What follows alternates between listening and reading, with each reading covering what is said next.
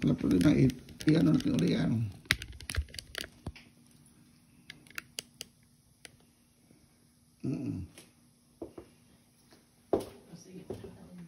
Nakuha mo? Yan. Tapos sabihin mo, sige, magdala ka ng Biblia. Lakihan mo na. Total, ipakita mo lang sa tao eh.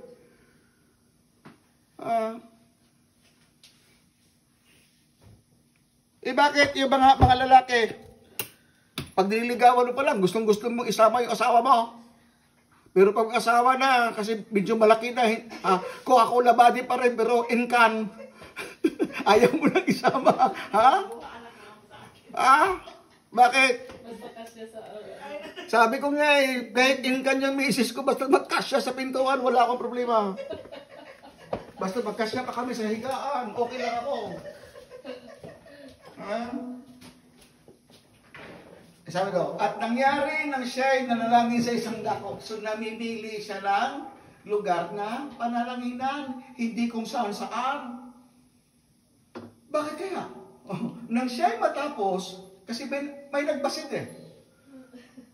ay sinabi sa kanya ng isa sa kanyang mga alagad.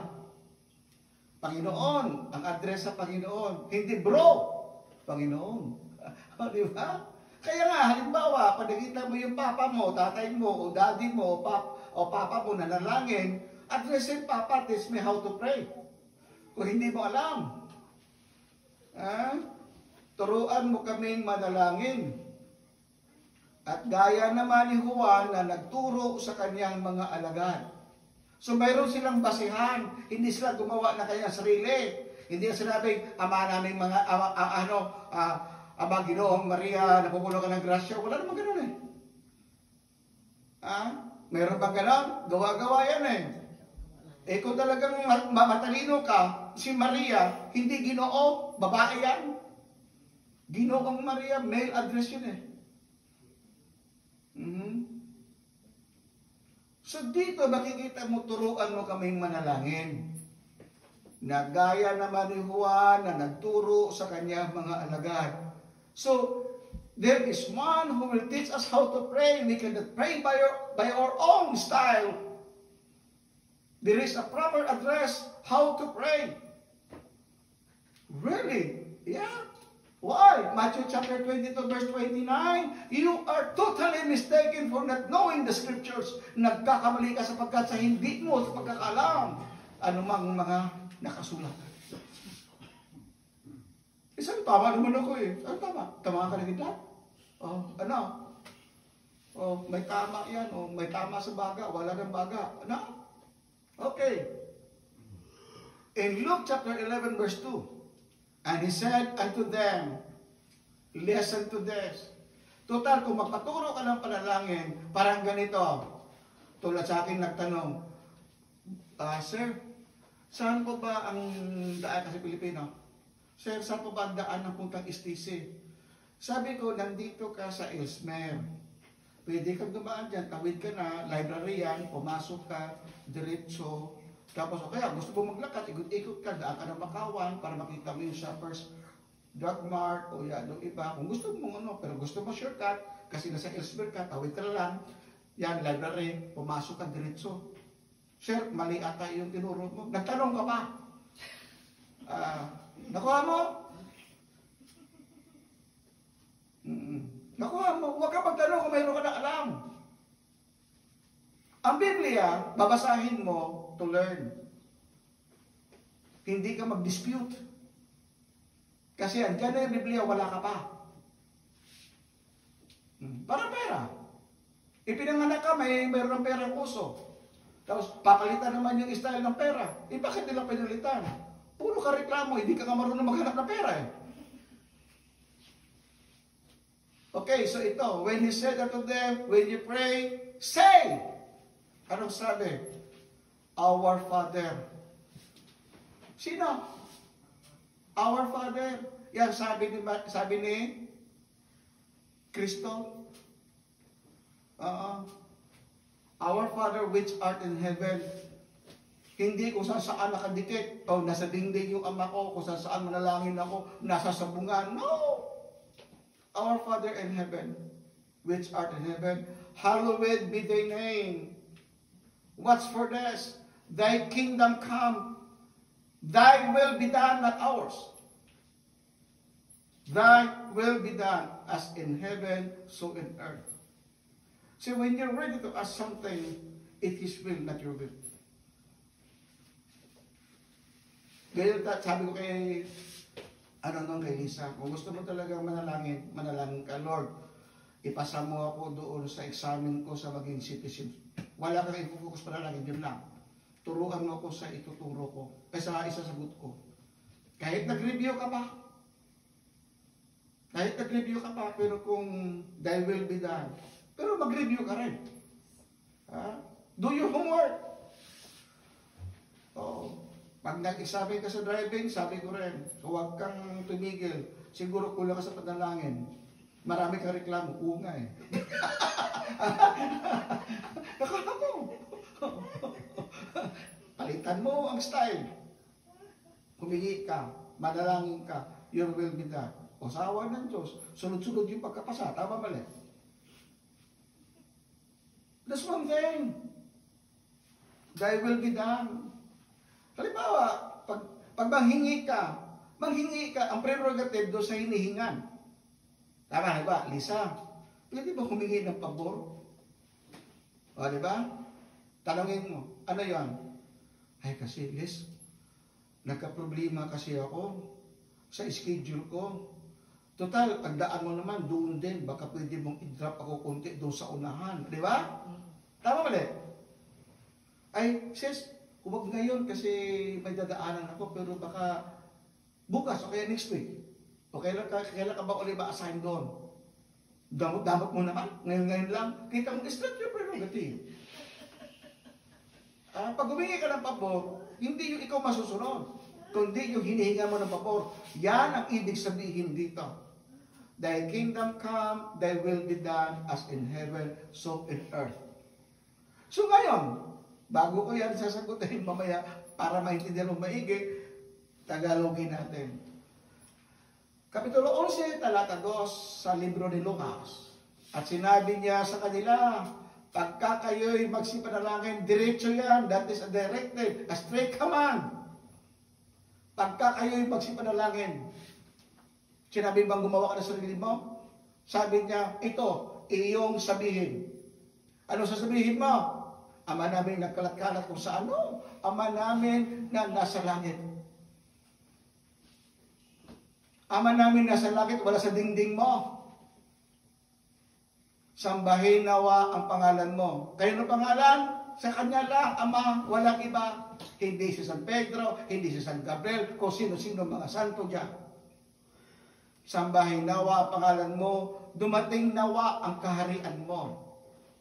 Si Gabriel wala namang kaharian eh. Si Pablo wala kaharian. Si Pedro walang kaharian eh. Siya lang mayroon eh. So ngayon, this is why our Lord teaches us to pray because we don't know how to pray. Yung mga disipulo mismo, hindi nga alam eh, nagpaturo eh. Ikaw pa. Sino mas magaling? Yung disipulo tinuruan niya ng 3 taon o ikaw? Noong nakikibasa lang tayo. Kasi maraming nagmamarunong. Alam mo ba yung yung mga nagmamarunong diyan yung pinakamadaling magsalita? They are showing their ignorance. Yung taong totoong marunong, mapagpakumbaba yun, tahimik. Ituro mo sa akin, please. Yan yung ginawa ng mga disipulo. So, tinuruan siya. Kaya nga, to start with, you need to train your ears whom you're going to listen. Dahil ba sinabihan niya, mga bagong dating dito sa Canada, 2019 pa. 2018 nag-start. Sinabihan ko sa kanila, makinig kayo. Saan? Unang-una sa usapan niyong pinirmahan na magpupunta ka ng Canada. Bumalik ka doon kung ano yung pinirmahan mo, ano yung pangarap mo, bumalik ka doon. Kasi pag dito, pag nakaabot ka na ng 1 buwan, 3 buwan, 1 taon, magbabago pangarap mo, magkaroon ka ng sungay. Hindi na pangarap, sungay na. Makalimutan mo yung pangarap mo, puro sungay na. Back to basic. At hindi ka maliligaw. Ano yun? Bantayan mo to. Why we need to listen to Jesus Christ? What does He say? In Luke chapter 11 verse 3, I will be reading this. Give us day by day our daily bread. Ano sinabi? Day by day. Ha? Hindi sinabi, Lord, bigyan mo ka ng pagkain sa loob ng isang taon.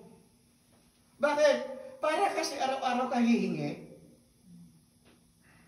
Araw-araw ka mapasalamat. Pag-gising mo, Lord, salamat ha. Nagising ako. At saka yung pagkain, Lord, mayroon pa kami. Salamat, Lord ha. Salamat, Lord. Pero Lord, baka naman bigyan mo ako. Yung Lord kasi mahilig kayo sa baka naman. Pero dito, wala namang gabi eh. Wala namang baka eh. Direct, give us this day. Maybe, Lord, if you give us the day, wala maybe dyan. Give us this day our daily bread. Kaya pag ikay nalalaki, walang baka. Lord, ingatan mo po aking pamilya. Lord, yung aking pangarap naming pamilya, akin at ang aking pamilya, at ang aking asawa, at ang aking mga anak, tulungan niyo po kami. Hindi, baka naman, Lord, tulungan niyo kami. Lord, kailangan ko ng sasakyan para ganito. Kailangan ko ng sasakyan kasi para makatulong ako sa aking pamilya na mapagaan, tulungan niyo po ako. Dama pala sa'yo ang turo ko sa'yo? Hindi nahirapan sila sa mag-apply. Kasi dito, give us day by day. It is a direct communication. Yung walang alinlangan. Walang alinlangan. Sabi niya, ibigay mo sa amin araw-araw ang aming pang-araw-araw na kakanin. This is how you ask. Huwag mo siyang turuan, bigyan mo ko ng lechon, bigyan mo ko ng shrimp, bigyan mo ko ng ganito. Kasi matagal na kami hindi kumain. Parang iniinsulto mo ang Diyos na hindi ka na binigyan ng kanyang sustenance. Nang-iinsulto ka eh. Ha? Lord, buhay ko puro lang ganito. May gana ka pa magreklamo? Kaya kinanta natin, Christ is enough for me. So that you will understand that you need something from them. Wala kang may pagmamalaki sa Diyos. Lahat ng nasa sa iyo ngayon, hirap mo sa Kanya. Kaya lagi sinasabi sa akin, kahapon may kausap kami sa kabilang bahay. Buti ka pa, brother, no. Do not say that. You will have your own face. You will have your own situation. Kaya binigyan ako ng Diyos kahapon ng pagkakataon na makashare. Abrak yun. So, ang kailangan mo rito to understand this. Kaya ito, ibigay mo sa amin. Is it not a direct asking? Ibigay mo sa amin. Para ba ganito? Kaya ako minsan, pag humingi ako ng tulong kay Bare, libre ka ba? Buhatin ka natin to. O, di ba? O, yan, sige na. O, ito, nung nagdala ko ng danan, sabi ko, ito yung gagawin. Kaya na, gawin na ito, hindi ngayon. Nakuha mo? So, may mga ganyang reactions. Ganon din ang Diyos. Hinihintay ka lang niyang humingi. Kaya nga itinuro ni Kristo. God sent His Son. Para saan? Para turuan tayo. They call Him Jesus. Para turuan tayo siya magtuturo. Ngayon, ang problema sa atin, hindi tayo marunong magpatawad. Kaya tinuruan niya tayo, 11:4. And forgive us our sins. Ang sabi, for we also forgive everyone that is indebted unto us. Indebted to us. Ha? Sa atin, mahilig tayo magtanim ng galit eh. May araw ka rin. Nakuha ba? Sa paghingi mo sa Diyos, malinis ang puso, kaya magpatawad ka. Kahit gaano man kasakit yun. Ang sakit nandyan lang. Maaring just the same, nararamdaman kong nalulungkot ako. Hindi ako nalulungkot para sa nalulungkot ako sa kanila. Kung ano mangyari. Apektado ka, yes, of course. Si Kristo ba, hindi apektado? Umiyak ka ng dugo eh. But still, doon sa cross, sabi niya, Father, forgive them, for they don't know what they're doing. So, sabi niya nito, and forgive us our sins, for we also forgive everyone that is indebted to us. And lead us not into temptation, but deliver us from evil. Ang liwanag ng turo ni Kristo kung paano ka manalangin. Hindi sinabi paano ka manghingi. Manalangin. Manalangin.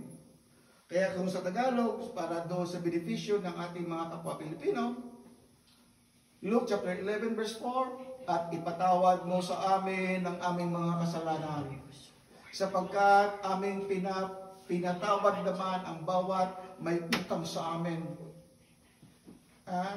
Sabi niya, Pastor, utang pero patawad, utang yan, hindi utang na pera. Kaya kung ito basa niyo, lahat na may utang sa'yo na pera ay alipin pa rin.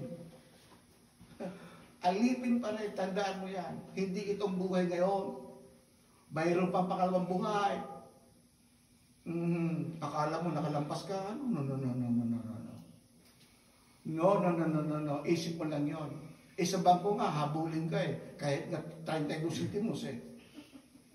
Lalo na ngayon sa taxes, Ontario. Huwag sabihin mong hindi bayaran yung isang bills mo. Ipasok agad sa tax mo, mayroon pang multa. Huwag ka, kuido ka. Nabibiro ako. Para sa Canada yun. Iiwan ko lang sa Pilipinas. So ngayon, ito na. Matthew 6:13. Ito and lead us not into temptation, but deliver us from evil. Pantay ba? Hindi. Sabi niya, huwag mo kami ihatid sa tukso at iligtas mo kami sa masasama. For thine is the kingdom, and the power, and the glory forever. Wala sino man sa mga disipulo, si San Pablo, kung sino yung mga sinasamba ninyo. Wala doon. For thine is the kingdom, and the power, and the glory forever. Amen. Basahin natin sa Tagalog. At huwag mo kami ihatid sa tukso. Bakit? Naalala mo si Job, pinayagan niya si Satanas. O sige, tuksuhin mo. Huwag mo na kunin ang buhay. Kasi si Satanas masyadong siloso. Ginagaya niya si Ama na siloso din. Kaya pag sumamba ka sa hindi sa kanya, nagsisilo sa iyo ang Diyos. God is a jealous God. Sino ba Diyos na sinasamba mo? Intindihin mo, kaya nagkaganon-ganon ang buhay dahil ikaw mismo ang nagpapasilo sa Diyos. Sino ba Diyos mo ngayon? Trabaho mo na. Sino ba Diyos mo ngayon? Yung profession mo? Sino ba Diyos mo ngayon? Yung pangarap mo? Sino ang Diyos mo ngayon? Yung naipon mo? Sino ang Diyos mo ngayon? Yung kagandahan mo? Sino ang Diyos mo ngayon? Yung kaluwagan mo sa buhay? O sino ang Diyos mo ngayon? Ito pinakapait sa kahirapan ng buhay. Wala ka ng panahon, manalangin kasi ang naramdaman mo puro hirap. Puro reklamo. Kaya ito sapagkat iyo ang kaharian at kapangyarihan. May mga bagay na hindi kaya yung ibigay mo sa Kanya. Huwag mo akong dalhin sa tukso, kundi iligtas mo kami sa masama. Dito, whom will I listen to Jesus why? May sagot eh. Sabi ko nga sa'yo, kahit ako, wag mo kong papakinggan eh. Kung magtuturo ako sa'yo walang bersikulo, talungin mo ako kung walang bersikulo. At huwag ka rin magtanong sa akin kung wala ka rin ituturo sa akin. Kaya doon sa mga sinasagot ko, pwede ba pastor walang bersikulo? Anong gusto mo, pakulo? Hindi ako kailangan mong tanungin kung ayaw mo ng bersikulo. At hindi mo kailangan maging Kristiyano kung ayaw mo ng bersikulo. Kasi walang bubo na Kristiyano nagbabasa yan ng Biblia at mayroong bersikulo. Hindi naman sinabi mag-preach ka, magbasa ka, sa mayroong ka pang hahawakan. Kaya nga mayroong Biblia eh. So, magtanong nga ako, ano bang pwede kong gagawin pag nalangin? How do I pray? Di ba tinuruan ka na mag-pray? Kailangan ba magtampling-tampling ako mag-pray? Kailangan bang kung saan? Sabi din sa Matthew chapter 6, do not like the hypocrites that they love to stand in the street corners so that people may see them. Yung mga hipokrito, gusto nila manalangin doon sa labas at makita na maraming tao. Hindi gusto ng Diyos yun. Hipokrito yun. Ang sabi ni Kristo, pumasok ka sa kwarto mo na walang tao makakita. Kahit misis mo nga, huwag mo ipakita eh. Kasi tao yung misis mo eh. At siya lang makakita sa'yo. Siloso ang Diyos. So prayer, gestures, dito tayo ngayon. Ano ba ang mga ginagawa ng mga tao, mga sinaunang tao, the character of the Bible when they pray? Ano bang gestures nila? Nagtumbling-tumbling ba sila? Yan yung isa sa bagay na na dapat nating matutunan. Hindi yung magreklamo. Ngayon, ang karamihan ngayon, sabi ko nga sa iyo, hindi lang naman yung tagapakinig ng reklamo pati mga pastor, lalo-lalo mga asawa ng pastor, mga anak ng pastor, reklamador. Isang araw, baru ako sinagot. Sabi niya, pastor, ang pinapanood ng anak ko, yung mga post mo, ayaw niyang manood doon sa mga post ko. Sabi ko, hayaan mo siya. Baka meron siyang natutunan doon. Ibig ko sabihin, wala natutunan sa akin, hindi. Nagkamali ka. Kinukumpara lang niya yung turo mo tsaka yung turo na tinuturo ko. Yan ang sabi, study to show the self, approved to God, or workman, who not to be ashamed, rightly dividing the word of truth. Kaya may pagkakataon kang, pumunta ka sa Metodista, pumunta ka sa Baptist, pumunta ka sa Katoliko, pag-aralan mo lahat. Pag-aralan mo. Hindi ka pipigilan ng Diyos. Dahil ang hangad mo ay kaligtasan. But you need to pray, you need to learn, you need to study, to show yourself approved to God, a workman who not to be ashamed, rightly dividing the word of truth. So ngayon, ano ba ginagawa ng mga karakter dyan sa Biblia? Kung paano sila manalangin. O meron pala isa, sabi niya, pastor, sumama kami sa GW, Jehovah's Witness. Sabi ko, yeah, go. Pag-aralan mo, hindi kita pwede pigilan. Diyos nga, hindi ka pinigilan eh. Diyos na yan, ha? Ako pa, no? Basta basahin mo Biblia. O ngayon, ano ba ginagawa? The character or the people in the Bible pray standing. Mayroon nakatayo dyan. Kung maalala mo, the Pharisee and the publican, nakatayo naman yun eh. Na sinasabi nyo, tingnan mo itong Samaritano na to, Lord, hindi nagbibigay ng ikapuyan. Ako, araw-araw nagbibigay ng sumasamba ako. Sabi naman nung sabi nung publican, Lord, hindi ako nararapat manalangin sa'yo. Inaano niya yung kanyang dibdib. Wala akong karapatan, pero humihingi ako ng dispensa sa Lord na pakinggan mo ako ngayon. Pati sa panalangin, istrikto ang Diyos, no? Istrikto ang Diyos, pati sa panalangin. May gestures at may paraan. Hindi yung gusto mo. Hindi yung natutunan mo sa ibang tao. Because we have a good teacher. Si Kristo yun. Ano ba ginagawa nila? O mayroon din nanalangin na itinataas ang kamay. Kaya karamihan dyan, nagtataas na ng kamay. Ano yan? Hold up. May purpose yan, bakit ka nagtaas ng kamay? Purihin siya, hindi yung purihin ka. Dahil makita mo, nagtaas siya ng kamay. Ipapakita lang yung bagong manicure sa bagong sinsing. Says, palitaas mo kamay bagong manicure ka, kahapon lang. Nagpapansin pa lang. Sino ba yung nandito noon?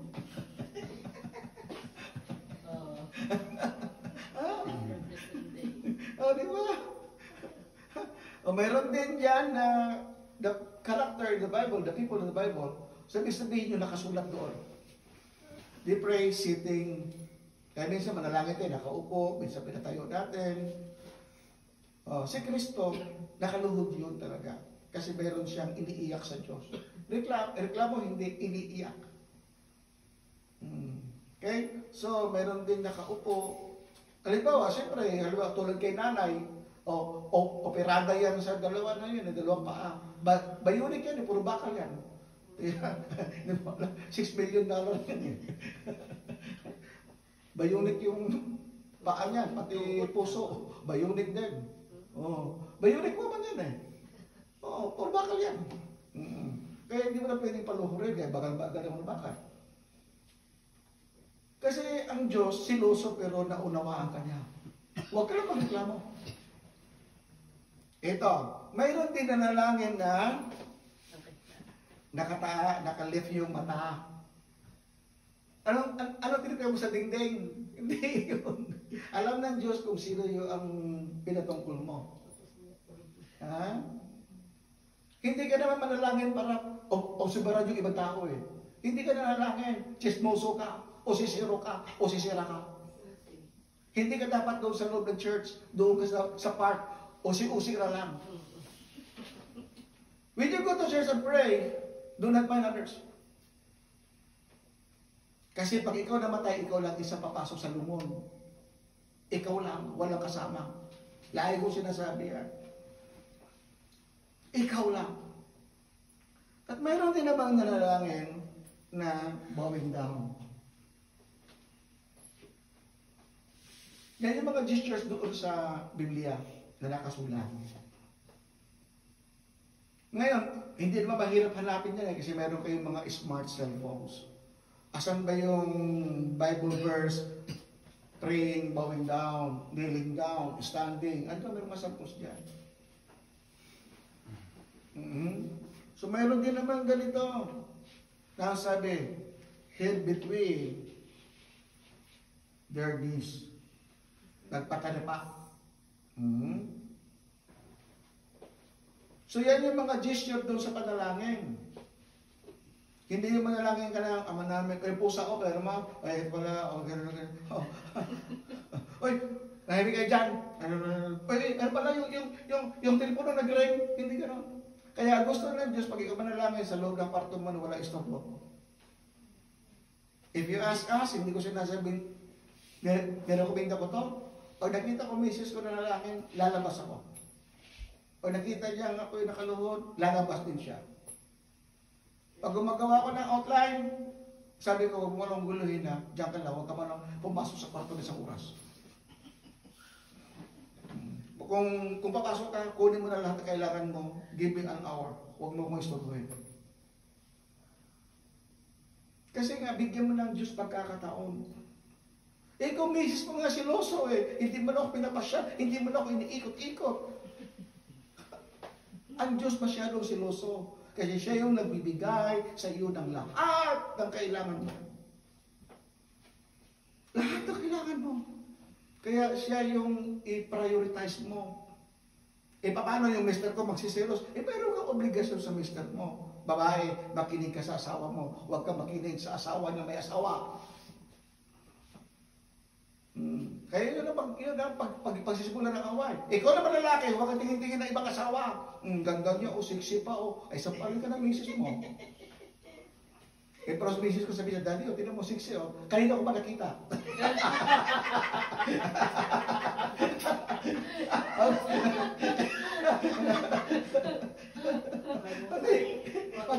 Pag mabiyahe kami, gano'n kami. Ano ba yun? Ano ba, lingaw-lingaw na ba? Okay? So mayroon din yan, ito nagsasabi ko na panalangin na hawak puso. Hindi yan kaartihan, hindi yan okay. Because God will definitely understand you how you pray. Tama? Hindi yan uniform. Mga kapatid, taas natin kamay natin.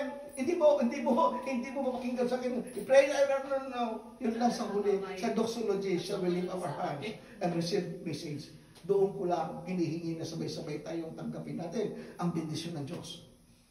Doxology tawag doon. Sa huling panalangin, mayroon tayong blessing na inihingi natin sa Diyos na nawa ang ating kamay mapuspos, mapuno ng bendisyon. Okay? Kaya pag ikaw manalangin, kailangan yung either doon nakatayo ka, nagpatagapa, o nakaupo, o nagbabow down ka, o nakataas ang kamay. Nakataas ang kamay, bantayan mo. Oh Lord, makasalanan talaga ako. Pero hindi ito sa maraming tao, parang Lord, makasalanan talaga ako. Artihan ito. Manervous sila sa'yo. Kakama, ito gagawin mo to sa kwarto, sa sarili mo. Kapitulo 6 yan ng Matthew, basahin mo. Maging sa pagbigay ng tulong. Sikritong dapat yan eh. Kasi kahit si misis ko, dati mapadala ko tulong, huwag mo na sabihin sa akin. Just do it. Hindi, pinaalam ko na sa iyo. Huwag mo na ipaalam. Bawal yan, wala ka ng bendisyon yan. Matthew 6. Magtumulong ka, huwag mo na ipaalam. Kaya minsan si misis ko, sabi niya, ako, nakauna sa akin. Ba't di ko alam? Nag-just mo. Sabi ko, hindi, okay ba na, huwag na, basta yan. Magkano? Huwag ko na tanongin. Basta yan. Magbayad o hindi, okay na. Ano mo? So ito so wala sa Biblia yung sinasabi lang, nagiginig manalangin. Wala yan, kalokohan yan, kaartihan yan. O sige, bigyan mo ako ng talata. Ano raw mo nanginginig? Ano ka? Meron ka rayo ba? Wala ganun. Wala ganyan sa Biblia. Walang ganyan. Kaartihan lang yan. Pagdating sa Biblia, you ask the Bible in case of the prayer form. Pwede ka naman sagutin eh. Lalo ngayon, mga cellphone natin, mga smartphone na. Ito lang kahapon, nabigyan ko ng pagkakataon mag-share. Yeah, we have smartphone. Ikaw ba, smart? Ultimo mo, magtatanong ka sa kalye, mayroon namang maakan dyan sa cellphone mo. Nasaan yung pinakamalapit na no first? Tatanungin mo cellphone mo. Smart? Ikaw hindi smart, cellphone mo smart, buti pa. No? Kuha na. Kaya minsan, kailan ba yan? Last week? Pastor, ba't ang bilis mo makahanap ng bersikulo? Ano bang gamit mo cellphone, iha? Ano po? Yung tatlong mata. Ano ang tatlong mata? Tatlong kamera. Sabi ko, buti pa sa'yo. Buti pa yung cellphone mo, tatlong mata, sa akin isa lang. sobrang smart yan. Oo nga po eh. Oo. Binichang na. Sabi ko, smart din. Google. O diba? Lahat. Ngayon, pag duda ka, magbasa ka ng Biblia. Itanongin mo sa Google, saan bersikulo mahanap? O doon ka na sa bersikulo hanapin. Huwag kang umasa dyan sa cellphone. Basahin mo bersikulo. Paano ka manalangin? O, sabihin ng bersikulo, o dito, mayroong nakaupo, mayroong nakatayo, mayroong nakaluhod, mayroong umiiyak. Si Kristo yun, umiyak ng dugo. Huwag mo na gayahin yun, hindi mo kaya umiyak ng dugo. Di ba? May nagtaas ng kamay. Mayroon yung inaano yung dibdib. Oo, mayroon nagpatirapa. Kung ano yung gagayahin mo doon, huwag mo na sabihin sa iba. O Sister Lisa, ito gawin mo. Ito, ganun. Huwag mo siya turuan. Okay. Bakibas na Sister Lisa, Matthew 26 verse 39. Chapter 26 verse 39. And he went little farther and fell on his face and prayed, saying, O my Father, if it be possible, let this cup pass from me. Nevertheless, not as I will, but as you will. Kaya mo, nakiusap siya. If it be possible. Ganon din sa paghingi natin, Lord, if it be possible, let this cup ng problema ko, palampasin mo. Marami akong tinuruan dyan mga estudyante rito. Hindi mo kailangan mag-run away. Manalangin ka. Ituon mo ang focus mo. Yan dyan, mga ilan na yung nakapasagan. Pastor, salamat ha. No, salamat sa Diyos. Salamat sa Diyos. Kasi ito may example. If it be possible. Nakiusap pa si Kristo, Tagalogin ko to ha. If it be possible. Oh, if it be possible. Let this cup pass from me. Lord, baka posibleng makalampas ako sa problema ngayon. Please naman, no? Pero kung yun yung gusto ko, that will be done. Kasi ang plano ng Diyos, mas higit kaysa plano natin. Sa ngayon, hindi natin maintindihan kung bakit tayo naghihirap, bakit ganito. And we have proven that kami mag-asawa.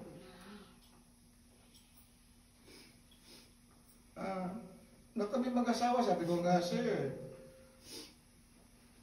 kala ni Mrs. nagbibiro ako, sabi ko, hindi, nakita ko na yung para sa atin. Hindi kayo makabahay sa Pilipinas, pero makakabahay tayo sa abroad. Binigyan tayo ng Diyos ng bendisyon, manatili tayo sa Kanya, yakapin natin yung pangako niya.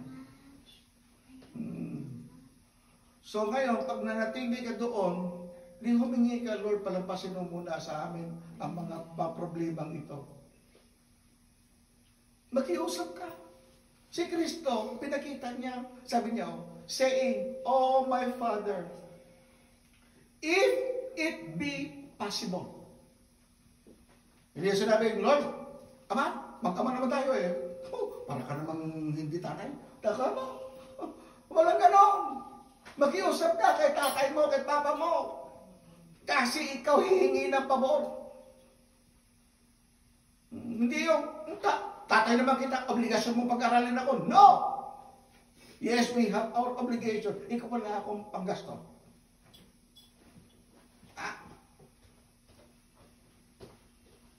Prerogative yan sa magbibigay. Hindi ikaw. Tingnan mo to ha. Pray. Hindi nagreklamo. Pray. Saying, "Oh my Father." Address, respeto, honor. You have to address, you have to honor. Glorify Him, Father. Ama namin, nasa langit. Sabi niya, "Oh my Father, kung pwede, kung pwede, palampasin mo ang kupang ito sa akin. Dadapat pasubalit. Hindi sa gusto ko, kundi sa gusto mo." Okay? Ganon yun. Lord, bahala ka. Kung ibigay mo sa akin, okay lang. Pag hindi, hindi. Nagtangsit ka, ang yabang mo. Ang yabang mo. Dinaanan ko rin yan. Okay lang, kuya, o brother William, pagtulungan mo ko. Salamat, pag hindi, hindi. Yabang mo. Ang yabang mo. Kaya pag ikaw nakiusap sa Diyos, ayusin mo, mayroong pattern, no? Anak pa yan, ha? Anak. If it be possible, let this cup pass from me. Nevertheless, not as I will, but as thou wilt. Kung anong gusto mo. Kaya huwag kang magmamalaki sa mundong ito. Huwag kang magmamalaki. Kahit mayaman ka man, sa lupa ka pa rin babalik. Wala pa akong nakita ang mayaman na namatay na hindi bumalik sa lupa. Bihisan mo lahat yan, ipasuot mo lahat ng daming alahas niyan. Tulad ng isang Indian, pinasuot ng alahas lahat. Hindi naman madadala yan eh. Mayroon pa mga bantay-bantay. Maaglas yung katawan mo, yung mga ginto, andun. Hindi niya kayang dalhin niya. Kaya nga ito, He will Father, let this cup from me. At lumakad siya sa dako paroon na hindi siya makita. Ipinagbilin nga yung mga disipulo eh. Diyan lang kayo, ha? Maghintay kayo. Hindi sila samahan mo ako. Because si Kristo pag nagturo, He do it with an example. Pag sinabi niya, pumasok ka sa kwarto mo, siya lumakad ng palayo para hindi marinig. ng iba ang kanyang panalangin. Pero ngayon, ano mga ginagawa kayo ng mga pastor? Kaya turo, isigaw mo, panalangin mo, sigaw mo, yung hingin mo sa Diyos, Lord, bigyan mo ko ng ganito. Wala namang bersikulong ganyan. There is no such scripture like that. Na masigaw-sigaw ka dyan, Lord, bigay mo sa akin ng bahay. Lord, bigay mo sa akin ganito. Mayroon ka na? Yabang mo. Wala talaga. Ama ko, kumbaga maaari na, maaari, may pakiusap. So why I am talking this? Si Kristo kasi nagturo sa atin ng panalangin. Hindi po ako nagtuturo, siya. Na ginagaya ko rin. Lord, kung maaari lang, ibigay mo sa akin ang hinihingi ko. Gayon may, provided however, gayon may, sa makatuwid, datapat pa sa balik. Huwag ang ayon sa ibig ko, kundi ang ayon sa ibig mo. Yung gusto niya. Ito lang kay Mrs. Sabihin niya, Daddy, pwede ba tayo magpunta sa ganito? Ipanalangin muna natin. Kasi hindi natin alam bukas. Hindi natin alam bukas. Pero sabi ko nga, Ana, baka makapunta kami sa ganito. O bari, kayo lang muna kuya. Sabi ko, hindi, kami lang mapunta ng Mexico. Hindi, kayo ang bahay, kayo ang ama ngayon dito sa bahay. Kasi wala sila nanay tatay. Kayo dito sa baba, kayo ang ama. Sa taas naman, si Jason ang ama doon. Diba? Kakuha mo. Pero hindi natin alam. Kaya nga, sabi, lumakad pa sa dako roon. Ngayon, ito. Mayroon kasi sa panalangin natin na dark, na lungkot tayo. Mayroon din naman tayong panahon na manalangin, na masaya tayo, nanalangin tayo hindi para sa atin. Tama? Brother William, mas gusto ko na lang yung manalangin tayo na hindi para sa akin, para sa iba. Ganito yun. Pag ikaw naman ay mayroon ka ng bendisyon, halimbawa sa mga nandito na sa Canada, kayo hindi nakapasa, kami nandito na. Huwag ganun. Ngayon, halimbawa, mayroon ka mga kaibigan nandun sa Pilipinas na nag-a-apply. Lord, baka naman hindi baka, Lord, tulungan niyo po si ganitong pangalan. Hindi po ko gusto yun. Request ko lang sa iyo kung pwede sa kalooban mo. Di ba? Kung pwede sa kalooban mo. That's what I did to Lisa, Lord. Total, binigyan mo naman ako ng sasakyan. Sobra-sobra pa ka, Lord. Hinihiling ko, bigyan mo rin siya, Lord.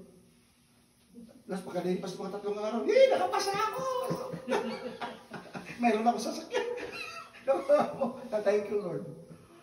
Kaya sabi ko, bago ka umikot, mag-pray ka na, maraming pasalamat ka sa Diyos, di ba? Yun, kasi mayroon tayong kalungkutan na manalangin, yung dark side. Yung ating kalungkutan, nadala-dala natin sa likod natin, sa puso natin, sa isip natin. Ano ba yun? Una, ating kalagayan. Pangalawa, yung ating financial. Pangatlo, yung takbo ng ating pamilya. Pang-apat, yung personal nating kalagayan. Pang-lima, yung personal mong problema. Nakuha mo. Pero ngayon, pag nakalampas ka doon, hindi ibig sabihin, hinto ka na manalangin. So, mayroong nanalangin na masaya ka, ipanalangin mo naman yung iba.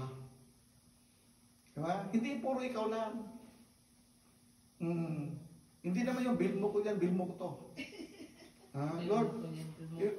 Lord, alam mo Lord, yung kotse ko, 3 buwan na Lord, luma na eh. Ano ba yan? Nakamama. So prayer, ano ba kasi yung prayer? Ano sa palagay niyo prayer? Huwag niyo ko sagutin niyo sarili niyo, maybe, baka tsamba kayo dyan. Do not react. Pag yun ang iniisip mo, kasi magbibigay ako ng answer. Do not react. Basta i-count mo lang. Okay, so you have a few seconds to think, what is a prayer? Bakit sinugo na Ama si Kristo para turuan tayong manalangin? Bakit nagpapaturo? Why does the disciple ask to teach them? And they do example also, just like John the Baptist teaching them how to pray. Pero sabi ni John the Baptist, mas mahigit na magturo sa akin yung darating. Ni sintas na kanyang sandal ay hindi ko kayang tanggalin. Wala akong karapatan. So ngayon, what is a prayer then? For that a period of time that I've been delivering His word, not my word. So I am just a messenger. A messenger who handles the message. Ako yung una nasaktan sa mga bagay na binabasa ko. Prayer, kung tama yung sagot nyo, ipasalamat ka sa Diyos. Prayer is an open communion with God. Walang bayad po yan. Yan yung pinaka-free wifi. Automatic and diretso. Na hindi pwede pakialaman ni Satanas. Yan yung isang bagay na hindi niya pwede pakialaman sa'yo. Pangarap mo, kaya niya pakialaman. Negosyo mo, pakialaman niya. Asawa mo, pwede niya pakialaman. Pwede niyang patayin ng... Kaya tulad nung asawa ni Job, pinakialaman ni Satanas, nag-away sila. Minumura-mura pa niya si Job. Yung anak ni Job, pinakialaman ni Satanas. Namatay. Mga hayop niya, mga kamelyo niya. Pero ang panalangin, hindi niya pwedeng pakialaman. That's the only thing we have. Prayer is an open communion with God. Na walang makapigil kahit asawa mo, kahit sino, si Satanas ka, hindi nga makapigil eh. Prayer, ano ba ang prayer? It is an open communion that always goes on. Kasi nga araw-araw kang hihingi, sabi ni Kristo, bigyan mo kami ng kakanin araw-araw. So araw-araw ka magpag-usap sa Kanya, araw-araw kang hihingi sa Kanya. Araw-araw. Halimbawa, hindi sinagot ng Diyos sa panalangin mo ngayon. Bukas ulit, Lord, naghihintay po ako ng kasagutan. Naghihintay po ako ng kaluwagan. Naghihintay po ako ng kagaanan. Naghihintay po ako. Lord, tagal-tagal naman, hindi gano'n. So, open communion that always goes on. So, ano ang prayer? Prayer sometimes becomes more concentrated and intense than other times. Kaya minsan, sabi ko, naiihi naman ako, sabi ni Mrs., tense ka lang. Di ba? Sa ayaw ko sa gusto, maramdaman mo na mayroong isang bagay na talagang feel na feel mo manalangin. Mayroon din naman yung feel mo lang na parang wala. Di ba?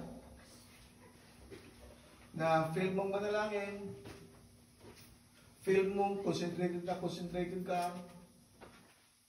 So the prayer than other than before. Tama ba na mayroon kang naramdaman na magpipray ka talagang seryoso ka masyado? So, prayer, kung naisip ko yun, so very good. Dito pa. Ano ba kasi ang prayer? Yun ba ay, Yeah, prayer is a way of life. Prayer is a way of life. Kung mahilig ka sa uso ngayon, yan ang pausuhin mo. Kung sanay ka sa mga bagong cellphone, ito babaguhin mo. Kung updated ka sa chismis ng mga kapitbahay mo, mas updated ka sa Ama.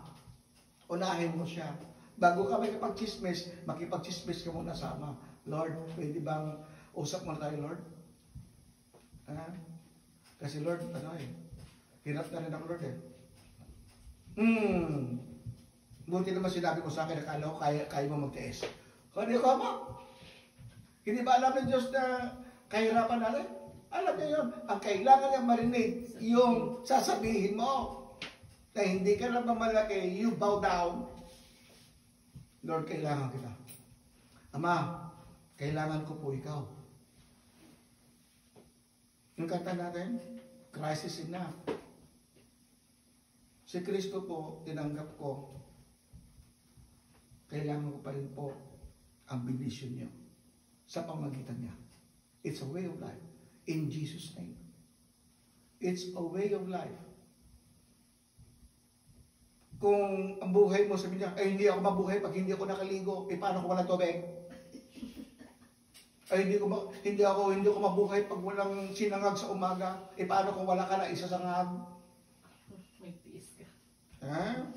But a prayer, kahit bulag ka, kahit pipi ka, kahit ano pa, wala ka ng paa, wala lahat, still, may utak ang buhay, you can pray, it's a way of life.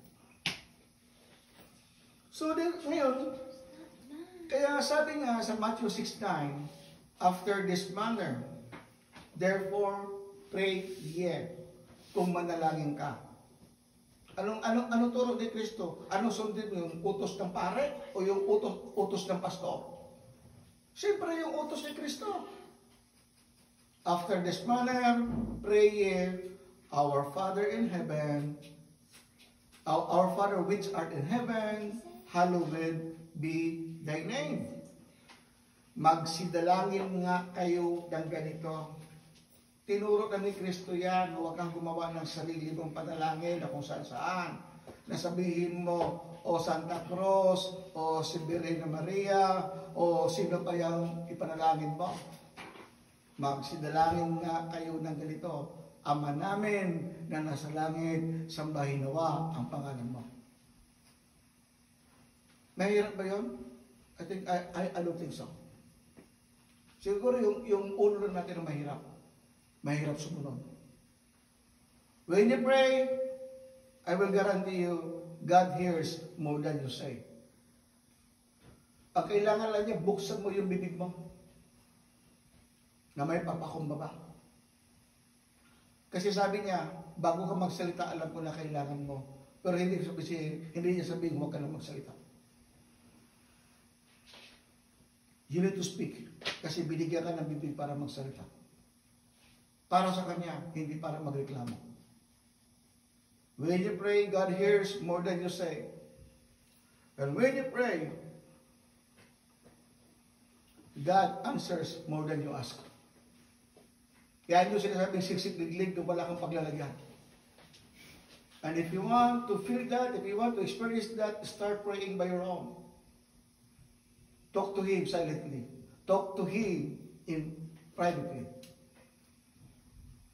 Brother William, minsan sa preaching mo, kaya dalawa mag-asawa panalangin. Yeah, nanalangin kami. Sabay kami. Pangkalahatan. Hindi sa amin personal. Lalo na pag bahiro kami kasama mag-drive, let's say, magdadrive kami. Bago kami umalis, na-pray tayo. Kasi meron tayo pasahero, meron tayo kasama. Tama ba rin? Ipag-pray natin to.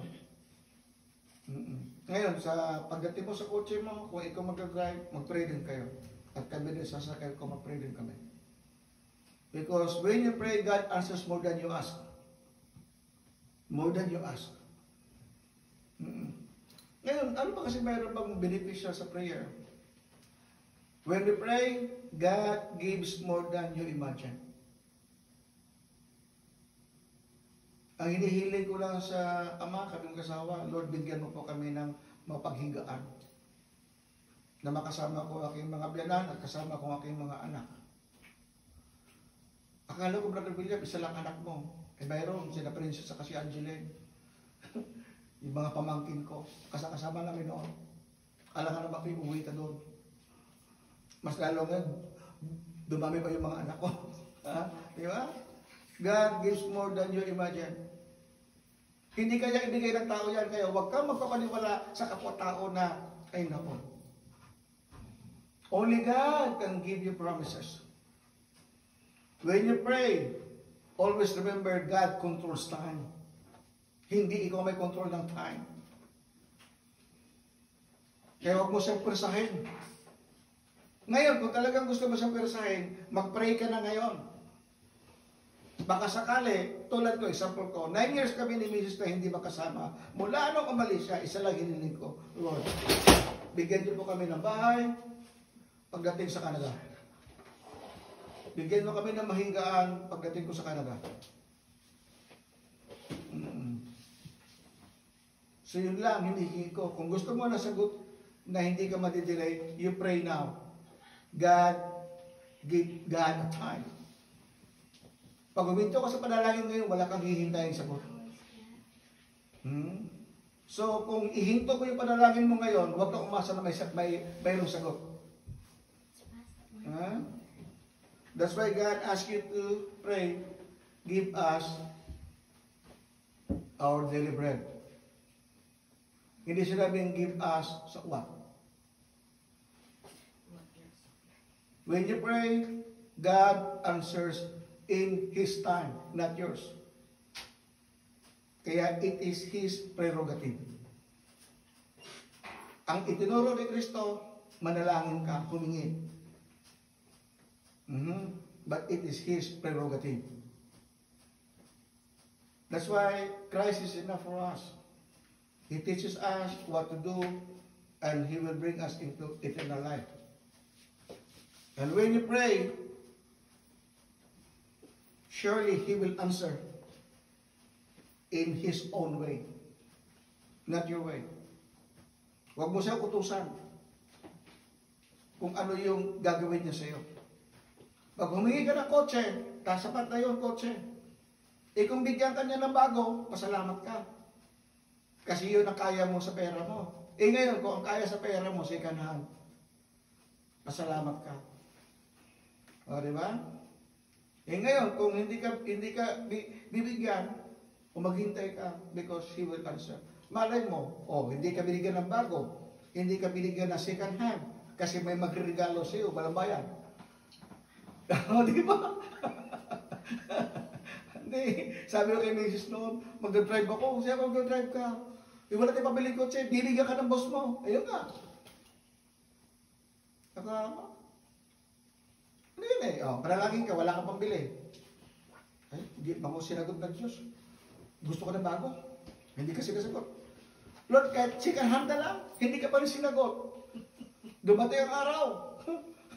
Lisa, ito, susayo, driver mo na. Diba? Tama ba rin? Yes. That's God will answer it His own way. Di ba rin dito yun, si Job?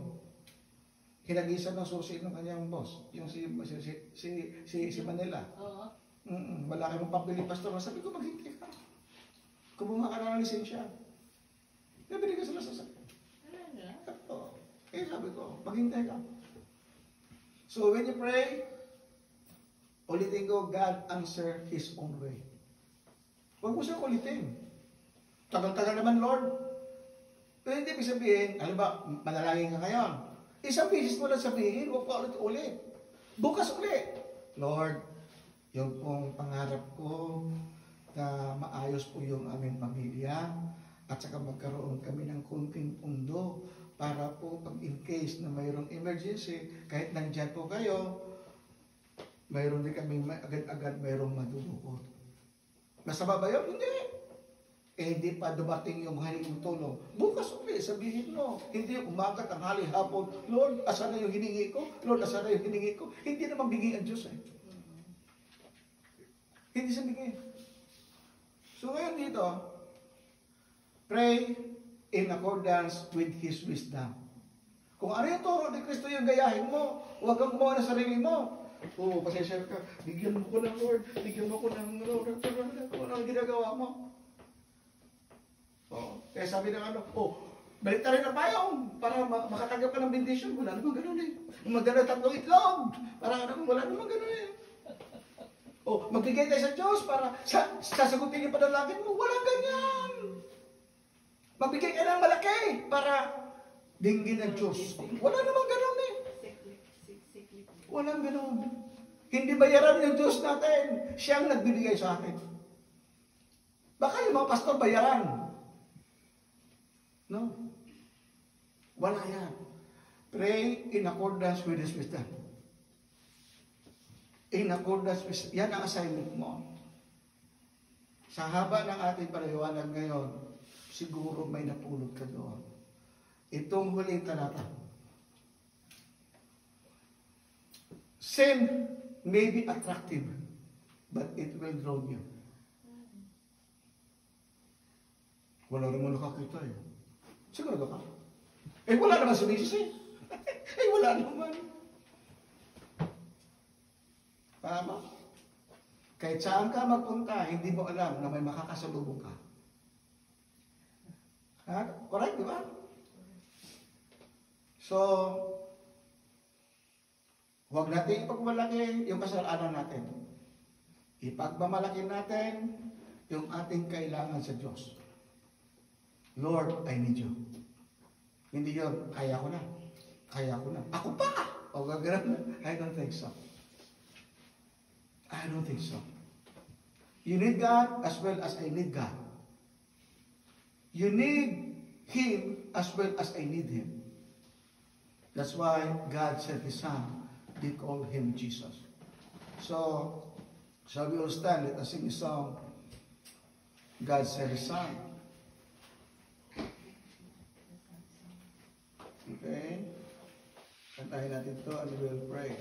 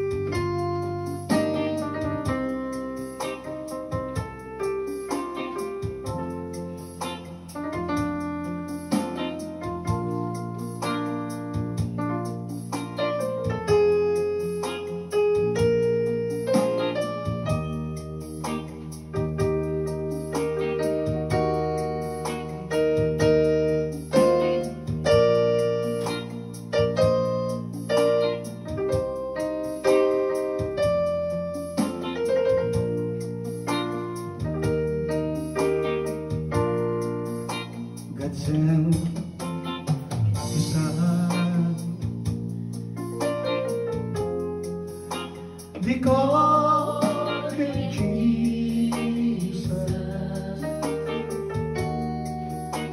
He came to love, heal and forgive. He lived and died to buy my pardon. An empty grave is there to prove my Savior lives. Okay, so everything one more time. God sent His Son.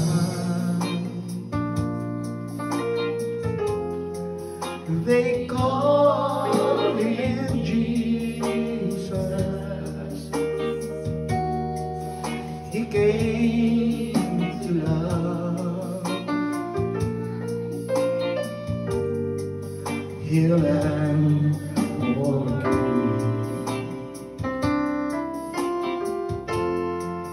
He lived and died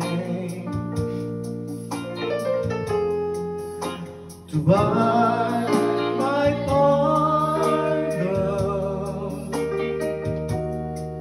An empty grave was there to prove my Savior lives.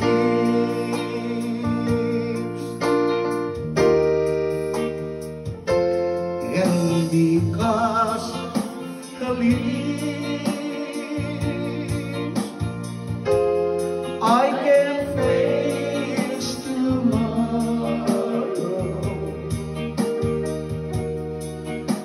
because you live. All fear is gone, and because I know He holds my future. My life is worth a living just because I live. What you know? And because I know, yes, I know He holds my future. You need to claim this. My life is worth a living just because He lives. So we lift our hearts. Our Father in heaven, thank you for allowing us to know that we are worthy to live. We are worthy to receive your Son, Jesus Christ. That we may be able to come to your presence every day and every night as you bless us. Yes, O Lord, we expect blessings and mercies from you. Please include also the family that we have under your will. Brethren, we go home peacefully. We travel and journey the week coming by His love and mercies. Share your blessings also to your loved ones and friends. May God help us all and keep on be a blessing to someone. In the name of the Father, and the Son, and the Holy Spirit. Brethren, in Jesus' name we say, Amen. So give more praise to the Lord. Praise the Lord. Praise the Lord. Okay, we will eat. Wait, does it really work? Can I try it? Does the piano really work? No. You need to wait for your time. Wait for your time. I thought you were just audio. No. No. It works. I thought Everything works. Everything works. Ano? Electric mo na to.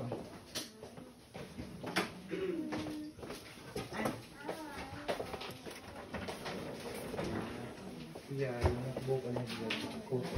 You know that one. It's not there.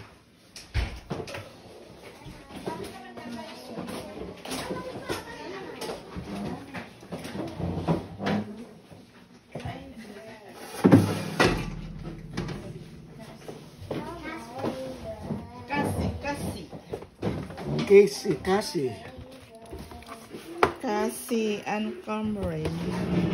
Double C.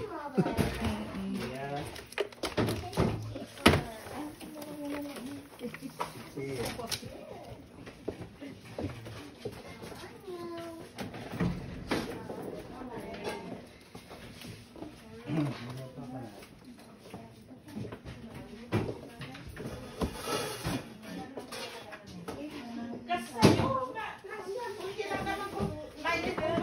Kasya tayo. Uber pa si nanay doon. Kasya yan.